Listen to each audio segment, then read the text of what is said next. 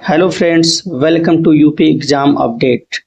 आज के इस वीडियो में हम यूपी के कला, नृत्य, मेले, उत्सव, पर्व इत्यादि टॉपिक के आगे हम बढ़ते हुए आगे जो भी बचे हुए टॉपिक्स हैं इनमें उसको हम डिस्कस करेंगे, जो कि यूपी के किसी भी एग्जाम के लिए जैसे जेई 2024, जूनियर असिस्टेंट 5512, वीपीओ, लेखपाल तथा यूपी ट्रिपल एससी के किसी भी एग्जाम के लिए बहुत ही महत्वपूर्ण है। इसीलिए आप लोग वीडियो को अच्छे से देखिए, एक एक पॉइंट को बिना स्किप किए हुए देखिए। अगर दोस्तों आपको पूरे यूपी जीके की पीडीएफ चाहिए तो उसके लिए केवल 50 रुपए पेमेंट आपको करना पड़ेगा। पूरी यूपी जीके की पीडीएफ आपको 50 रुपए में मिल जाएगी। डिस्क्रिप्शन बॉक्स में नंबर है, उस पर पेमेंट करके उस नंबर पे व्हाट्सअप आप स्क्रीनशॉट को कर दीजिए। आपको पीडीएफ के ग्रुप में ऐड कर दिया जाएगा, जहां वीडियो के जस्ट बाद तुरंत आपको पीडीएफ मिल जाती है। अगर आप चैनल पर नए हैं तो चैनल को सब्सक्राइब करिए, लाइक करिए और कमेंट बॉक्स में आप वीडियो के बारे में जरूर बताया करिए कि कैसा वीडियो है, क्या सुधार करने की आवश्यकता है, जिससे हम अपना इम्प्रूवमेंट करते रहें वीडियोज को। ठीक है, तो और आप लोग चैनल को सब्सक्राइब करिए, शेयर करिए। चलिए हम लोग वीडियो को स्टार्ट करते हैं। इस पॉइंट में सबसे पहला है चलचित्र के बारे में। तो पहला पॉइंट है, राज्य में टीवी सेवा की शुरुआत कब हुई थी? तो राज्य में टीवी सेवा की शुरुआत 1975 में लखनऊ से हुई थी। फिर अगला है, भारत की पहली बोलती फिल्म आलम आरा है। ठीक है, किसके निर्देशन में बनी थी? पीपी मिश्रा, जो देवरिया के हैं। पहले भारत की ये है, आप लोग यहाँ ध्यान रखिएगा थोड़ा। फिर अगला है, यूपी उत्तर प्रदेश चलचित्र निगम की स्थापना कब हुई थी? 1975 में हुई थी। फिर अगला पॉइंट है, यूपी मतलब उत्तर प्रदेश सरकार की प्रथम तथा नई फिल्म नीतियां कब कब बनी थी? यूपी सरकार फिल्म से रिकॉर्डिंग कब कब नीतियां बनाई थी? तो सबसे पहली नीति बनी थी 2001 में, फिर 2018 में, फिर 2023 में। काफी चर्चित था, तो आप लोगों को पता होगा इतना। फिर अगला आता है, राज्य में कुल दूरदर्शन केंद्र कितने हैं? मतलब उत्तर प्रदेश राज्य में दूरदर्शन केंद्र कितने हैं, आकाशवाणी केंद्र कितने हैं? तो दूरदर्शन केंद्र 3 हैं और आकाशवाणी आपके 13 हैं। तो चलचित्र पॉइंट में छोटे छोटे पॉइंट 2-4 थे, तो हम सोचे बता दें, कभी मान लीजिए एग्जाम में आपसे नए क्वेश्चन पूछा जाता है तो आपका क्वेश्चन वहां पर गलत ना हो। फिर आगे बढ़ते हैं हम लोग संगीत कला के बारे में। तो संगीत कला को ही प्रमुख लोक नृत्य या उसी को बोलते हैं संगीत कला या प्रमुख लोक नृत्य के बारे में, जहां पर एग्जाम में मोस्टली यहाँ से क्वेश्चन पूछे जाते हैं। तो पहला पॉइंट आता है इसमें, बुंदेलखंड एरिया में कौन कौन से लोक नृत्य फेमस हैं आपके, उसके बारे में पढ़ते हैं। तो देखिए बुंदेलखंड यहाँ पर लिखा हुआ है, बुंदेलखंड एरिया में कौन कौन से लोक नृत्य फेमस है या संगीत कलाएं फेमस है, उसके बारे में पढ़ेंगे। और जो जो इम्पोर्टेंट रहेगा हम आपको बता देंगे वीडियो में कि कौन कौन से इम्पोर्टेंट है। देखिए चंगेलिया इम्पोर्टेंट है, फिर ढिमिराई है अगला, फिर जवारा है, फिर ख्याल नृत्य या पुत्र जन्मोत्सव, फिर अगला है कुम्हराई नृत्य, कुम्हारों द्वारा ये किया जाता है। फिर अगला है देवी नृत्य, अगला है घोड़ा नृत्य, फिर सैरा या इसी को सौरा बोला जाता है या सायरा नृत्य बोला जाता है इसी को। ये कब होता है? फसल काटते समय पे ये नृत्य किया जाता है, तो ये भी इम्पोर्टेंट है। फिर राई नृत्य है, महिलाओं द्वारा जन्माष्टमी पे किया जाता है, ये भी इम्पोर्टेंट है। पाई डंडा नृत्य है।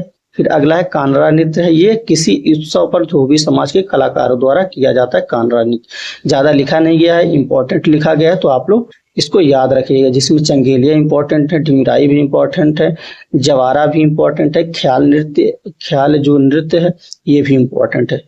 पुरुष जन्मोत्सव पर जो कि ये ख्याल नृत्य किया जाता है। फिर कुम्हराई नृत्य कुम्हारों द्वारा, फिर देवी नृत्य घोड़ा नृत्य, फिर सैरा और या सौरा इसी को बोला जाता है या सायरा नृत्य बोला जाता है, फसल काटते समय इसको किया जाता है, ये भी इंपॉर्टेंट है।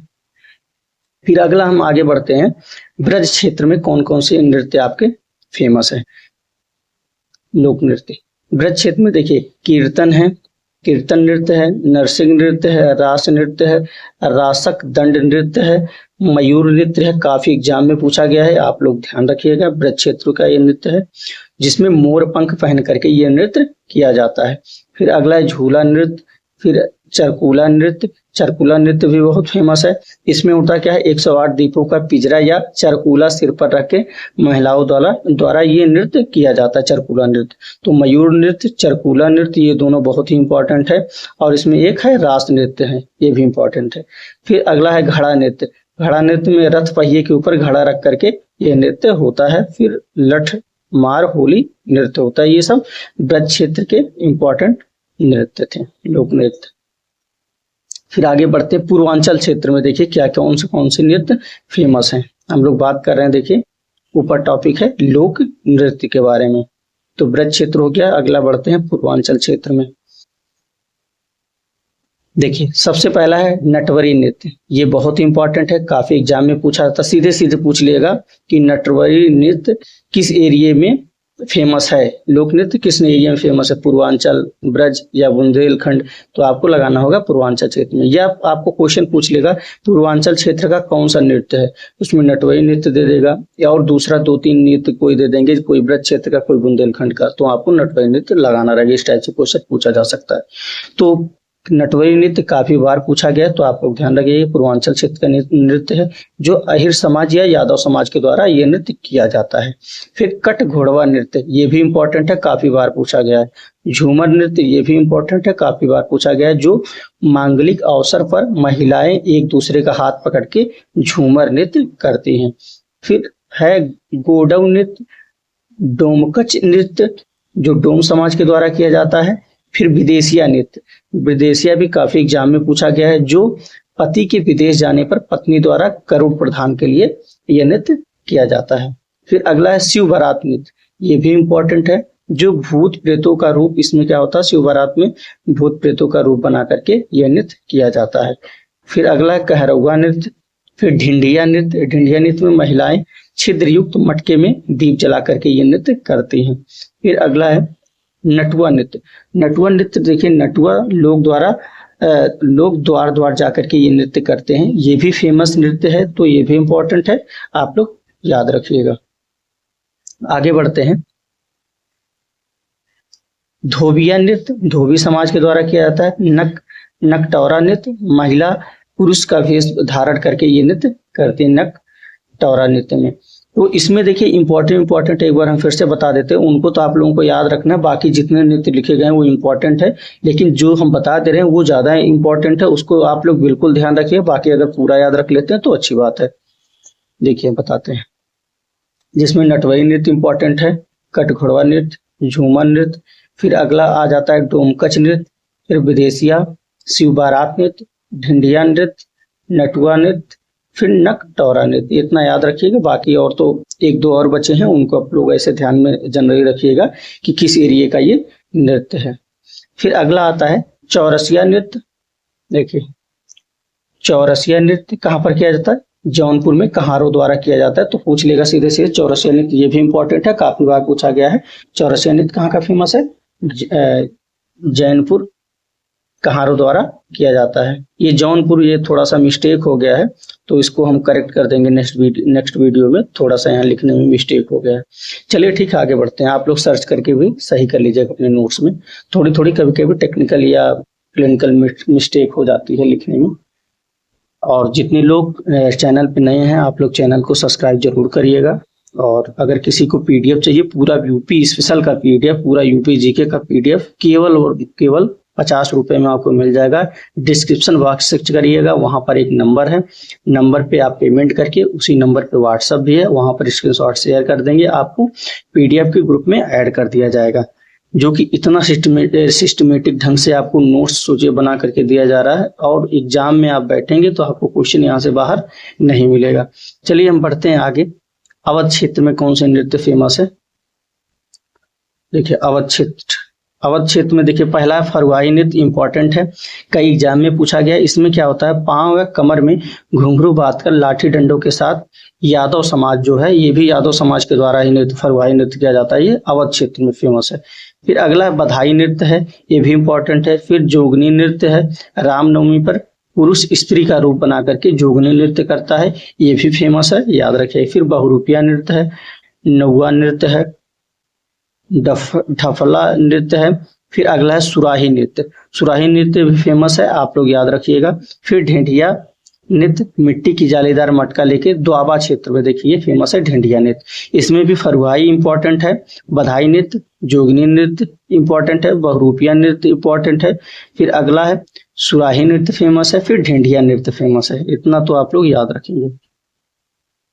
आगे बढ़ते हैं, मिर्जापुर और सोनभद्र क्षेत्र में कौन कौन से लोक नृत्य फेमस है। तो इसमें सबसे पहले कर्मा नृत्य जो जनजातीय समाज के द्वारा किया जाता है, ढरकहरी नृत्य, फिर ठड़िया नृत्य सरस्वती के चरणों में किया जाता है, चैलर नृत्य अच्छी वर्षा व फसल हेतु किया जाता है, चौलर नृत्य। और फिर अगला है सैला या सौरा, यह युवक पैर में घुंघरू कमर में मोरपंख बांध करके सैला या सैरा नृत्य किया जाता है मिर्जापुर और सोनभद्र क्षेत्र में। इसमें कर्मा नृत्य इंपॉर्टेंट है आपको, ढरकही नृत्य इंपॉर्टेंट है, फिर चौलर नृत्य तो आप याद रखिएगा, इतना तो इंपॉर्टेंट है 3-4। फिर अगला आता है रागनी व गुजरी नृत्य कहाँ पर किया जाता है, ये पश्चिमी क्षेत्र में फेमस है। इसमें क्या होता है रागनी नृत्य कहाँ पर है, पश्चिमी क्षेत्र में है। और फिर गुजरी नृत्य में क्या करते हैं, घाघरा पहन करके नृत्य किया जाता है। गुजरी नृत्य भी पश्चिमी क्षेत्र में फेमस है। चलिए हम लोग आगे बढ़ते हैं, पर्व और त्योहार या व्रत के बारे में पढ़ते हैं कि कौन सा पर्व किसका है। जैसे ईसाइयों का कौन कौन सा पर्व पड़ता है या त्योहार पड़ता है, जैनों का कौन सा, सिखों का, मुस्लिम का। कभी कभी पूछ लेता है कि ये किस समाज का या ईसाई का है पर्व या त्योहार, या जैन का है, किसका है, तो उसके बारे में हम लोग थोड़ा सा देख लेते हैं। देखिए ईसाइयों के द्वारा कौन कौन से पर्व या त्योहार हैं ईसाइयों के, तो इसमें है गुड फ्राइडे, ईस्टर, क्रिसमस, नववर्ष दिवस, ईस्टर संडे और माँ वेलांकनी। अब जैसे माँ वेलांकनी पूछ लिया कि ईसाई का पर्व है या त्योहार है, जैन का है, सिख का है, हिंदुओं का है या मुस्लिम लोगों का है, तो देखिए इसमें कई लोग कंफ्यूज हो जाएंगे। तो थोड़ा सा हमने आइडिया सोचा दे दे आपको, जिससे आप लोग को आगे चल के अगर क्वेश्चन भी बनाए इधर उधर तो आप लोग का क्वेश्चन गलत ना हो। फिर अगला देखिए जैनों का, जैनों में महावीर जयंती पड़ती है, एक कोकिला पंचमी पड़ती है, एक सावंतसरी पंचमी पड़ती है, एक श्रुति पंचमी, पार्श्वनाथ जयंती, फिर चौमासी चौदस पड़ती है। तो आप लोग ऐसे जनरली एक बार ओवरव्यू रख लेंगे तो आपको कभी भी कंफ्यूजन नहीं आएगा अगर कोई भी बात कहीं पूछ लेता है। फिर अगला है सिख लोगों का, देखिए बैसाखी है, लोहड़ी है, गुरु नानक जयंती, गुरु गोविंद सिंह जयंती, गुरु अर्जुन देव सिंह जयंती। तो गुरु अर्जुन, गुरु गोविंद, गुरु नानक हम लोग हिस्ट्री पढ़ते हैं तो वहां पर पढ़ते हैं, केवल बैसाखी भी ज्यादातर लोगों को याद है और लोहड़ी भी याद है। तो सिख वालों का तो लगभग सबको याद ही होगा। फिर अगला है मुस्लिम लोगों के कौन कौन से इंपॉर्टेंट है, रमजान है, देखिए मुहर्रम है, ईद उल फितर है, बाराफात है, फिर सबे बरात है, चहल्लुम है, ईद उल जुहा है। ठीक है, तो आप लोग इतना याद रखिएगा। फिर अगला है बौद्ध लोगों के द्वारा बुद्ध पूर्णिमा या बुद्ध जयंती है, इतना इंपॉर्टेंट है। फिर हिंदू समाज के द्वारा कौन कौन से हैं पर्व, उसको एक बार देख लेते हैं।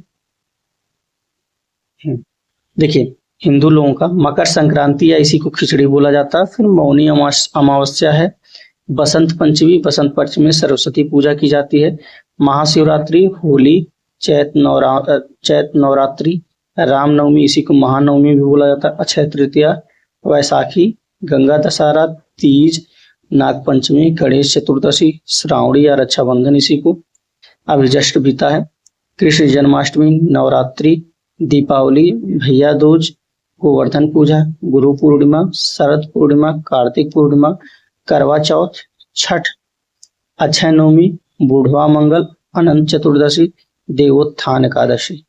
ठीक है, तो इतना है, आप लोग बस एक जनरल आइडिया दे दिया गया है, जिससे कहीं मान लीजिए कभी अलग क्वेश्चन बनाए तो आप लोगों के क्वेश्चन गलत यहाँ पर ना हो। चलिए आगे बढ़ते हैं हम लोग नेक्स्ट टॉपिक पे, प्रदेश में प्रयुक्त भाषा या बोलियां। ये बहुत ही इंपॉर्टेंट है। देखिए जो इंपॉर्टेंट टॉपिक है हम एकदम बता दे रहे हैं, यहाँ से क्वेश्चन आपको बनता ही बनता है एग्जाम में। जब कहीं भी आपसे यूपी स्पेशल के ज्यादा क्वेश्चन पूछे जाएंगे, आपको यहाँ से क्वेश्चन दिखेंगे। आप लोग इंपॉर्टेंट टॉपिक है, इसको थोड़ा सा ध्यान से देखिएगा। चलिए हम लोग बढ़ते हैं प्रदेश में प्रयुक्त भाषा या बोलियों की तरफ। देखिए सबसे पहला है प्रदेश में प्रयुक्त भाषा या बोलियां कौन कौन सी हैं।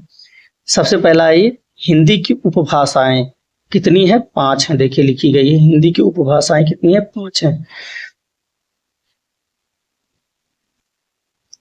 जिसमें पहला है, देखिए एक सेकंड थोड़ा सा, हाँ, जिसमें है पश्चिमी, पूर्वी भाषाएं, पहाड़ी, बिहारी, राजस्थानी हिंदी है। हिंदी की उपभाषाएं कितनी है? 5 हैं। पश्चिमी उपभाषा, पूर्वी उपभाषा, पहाड़ी उपभाषा, बिहारी और राजस्थानी हिंदी। फिर देखिए उपभाषा पश्चिमी हिंदी की बोलियां कितनी है? 6 हैं। तो क्वेश्चन पूछा जाता है उपभाषा, जैसे देखिए यहाँ पर है हिंदी की उपभाषाएं कितनी है? 5 हैं। पांचों उपभाषाओं का नाम यहाँ पर लिखा गया, पश्चिमी उपभाषा, पूर्वी उपभाषा, पहाड़ी उपभाषा, बिहारी उपभाषा, राजस्थानी हिंदी उपभाषा। अब देखिए उन उपभाषाओं की भी बोलियां हैं। तो उपभाषा पश्चिमी हिंदी की बोलियां कितनी है? 6 हैं। तो 6 के नाम लिखा गया, देखिए यहाँ पर खड़ी बोली, ब्रज, बांगरू, बुंदेली, कन्नौजी, दक्षिणी हिंदी। फिर अगला है उपभाषा पूर्वी हिंदी की बोलियां। कितनी बोलियां इसकी? 3 हैं। कौन कौन सी हैं? अवधी, बघेली, छत्तीसगढ़ी। फिर अगला है उपभाषा पहाड़ी हिंदी की बोलियां। पहाड़ी हिंदी की कितनी बोलियां हैं? 2 हैं, गढ़वाली और कुमायूनी है। फिर देखिए फिर है उपभाषा बिहारी हिंदी की बोलियां कितनी है? 3 है इसकी भी, भोजपुरी, मैथिली और मगही हैं। उपभाषा राजस्थानी हिंदी की कितनी बोलियां हैं? 4 हैं, मारवाड़ी, मेवाती, मालवी और ढूढ़ाड़ी। ठीक है, ये हैं 4 उपभाषा राजस्थानी हिंदी की बोलियां। फिर आगे बढ़ते हैं, देखिए हम लोग यूपी में बोली जाने वाली उपबोलियां कौन कौन सी। अब देखिए उत्तर प्रदेश की बात हो रही, उतना आगे ऊपर जो हुई है वो हिंदी के बारे में हुई है, लेकिन अब स्पेशली यूपी के बारे में देखिए यहाँ बात हो रही है। यूपी में बोली जाने वाली उपबोलियां, तो यूपी में कौन कौन सी उपबोलियां बोली जाती है? देखिए लिखा गया है यहाँ पर ब्रैकेट में, खड़ी उपबोली, ब्रज, बुंदेली, कन्नौजी, अवधी, बघेली और भोजपुरी बोली जाती है। अब फिर है खड़ी बोली का विकास सौर सेनी से हुआ। ठीक है, सौर सेनी से खड़ी बोली का विकास हुआ। खड़ी बोली के अन्य नाम, इसके अन्य नाम कौन कौन से हैं? देखिए कौरवी, हिंदुस्तानी, नागरी और सरहिंदी हैं। फिर आगे है वर्तमान साहित्यिक हिंदी या सामान्य हिंदी और उर्दू खड़ी बोली पर आधारित हैं। तो वर्तमान में जो हम लोग हिंदी, सामान्य हिंदी पढ़ते हैं या बोलते हैं, और उर्दू जो है वो किस पे आधारित है? खड़ी बोली पर आधारित है। अब पूछा जाता है यहाँ से क्वेश्चन, खड़ी बोली यूपी में कौन कौन से एरिया आता है? खड़ी बोली में ब्रजभाषा का कौन कौन से क्षेत्र होता है? ठीक है, और फिर अगला है कन्नौजी का कौन कौन सा क्षेत्र है? क्योंकि यहाँ पर हम लोग देखिए पढ़े हैं किसके बारे में, यहाँ पर यूपी में बोली जाने वाली उपबोलियां। तो कौन कौन सी उपबोलियां किस एरिया में बोली जाती हैं, किस एरिया में बोली जाती हैं, वहां पर नाम लिखा गया है। तो आपसे पूछा जाता है सीधे से, सहारनपुर में पूछ लेगा कौन सी सहारनपुर में कौन सी बोली बोली जाती है, तो वहां पर आपको खड़ी बोली बोली जाती है। जैसे मथुरा में पूछ लिया ब्रज भाषा बोला जाता है, तो इस तरीके से यहाँ से क्वेश्चन बनता है। चलिए खड़ी बोली का क्षेत्र हम लोग देख लेते हैं। खड़ी बोली बोलने वाले एरिया कौन कौन से यूपी के? देखिए पूर्वी दिल्ली, फिर मेरठ है, बागपत है, शामली है, मुजफ्फरनगर है, सहारनपुर, गाजियाबाद, हापुड़, गौतम बुद्ध नगर, बुलंदशहर, बिजनौर, अमरोहा, मुरादाबाद, संभल और रामपुर। ये खड़ी बोली का क्षेत्र है, जहाँ पर खड़ी बोली प्रचलित है, बोली जाती है। तो आप लोग याद रखिएगा कि इसमें से एक कोई ऑप्शन उठा करके पूछ लेगा खड़ी बोली का एरिया कौन सा है। एक ऑप्शन यहाँ के दे देगा, बाकी 3 अदर ऑप्शन दे देंगे। तो आपको जब पता रहेगा तभी आप बता सकते हैं। तो ये इंपॉर्टेंट है, आप लोग इनको याद रखेंगे। फिर अगला है ब्रज भाषा का क्षेत्र कौन कौन सा है यूपी में। ब्रज भाषा का भी विकास देखिए कहाँ से हुआ? सौर सेनी से हुआ। जितनी भी भाषाओं का विकास हुआ वो सौर सेनी से हुआ। तो आप एक पॉइंट यहाँ याद रखेंगे ऐसे। बाकी एरिया कौन सा आता है ब्रज भाषा का? देखिए यहाँ पर लिखा गया है, मथुरा है, अलीगढ़ है, हाथरस है, कासगंज है, एटा है, आगरा है, मैनपुरी है, बदायूं है, बरेली है और पूर्वी फिरोजाबाद है। आगे देखिए लिखा गया है फिर कन्नौजी का क्षेत्र, मतलब कन्नौजी जो भी बोलियां हैं वो किस एरिया में बोली जाती है, इससे भी क्वेश्चन आता है। तो याद रखेंगे आप लोग। सबसे इंपॉर्टेंट इसमें लेकिन आपके खड़ी बोली है और ब्रजभाषा, ये 2 बहुत ही इंपॉर्टेंट है। उसके बाद अवधी इंपॉर्टेंट है, कन्नौजी थोड़ा सा कम इंपॉर्टेंट है। इसलिए आप लोग थोड़ा सा जनरल आइडिया कन्नौज के आसपास वाले इलाके अगर आप मैप से ध्यान रखेंगे तो आप इजिली याद रख पाएंगे इसको। थोड़ा यूपी का मैप लगा लीजिए, देख लीजिए आप लोग, थोड़ा सा जनरल आइडिया दिमाग में वहां से आ जाएगा। कन्नौजी का क्षेत्र, कन्नौज है, इटावा है, औरैया है, फर्रुखाबाद, शाहजहांपुर, हरदोई, पीलीभीत, कानपुर, कानपुर देहात है। फिर अगला आता है अवधि का क्षेत्र, ये इंपॉर्टेंट है, याद रखिएगा। देखिए इसका भी विकास जो है, अवधि का विकास मागधी से हुआ था, इसका देखिए अलग है, सौरसेनी से नहीं था। तो अवधि का विकास कहाँ से हुआ था? मागधी से हुआ था। अब अवधि की उपबोलियां भी कुछ हैं, देखिए यहाँ पर लिखा गया है, वैशवाड़ी, मिर्जापुरी और बनौधी। तो आप लोग याद रखेंगे अवधि की उपबोलियां कौन सी हैं? वैशवाड़ी, मिर्जापुरी और बनौधी। इसका अवधि का एरिया कौन कौन सा है, कहाँ पर बोला जाता है, हम लोग यहाँ से अब देख लेते हैं।